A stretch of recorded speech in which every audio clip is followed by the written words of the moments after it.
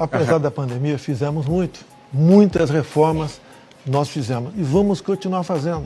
Por decreto agora, nós diminuímos impostos para 4.000 produtos.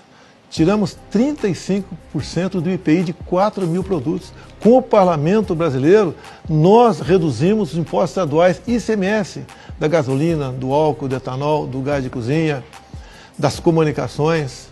Nós fizemos tudo isso dentro da responsabilidade. Eu abri mão de impostos federais nos combustíveis também.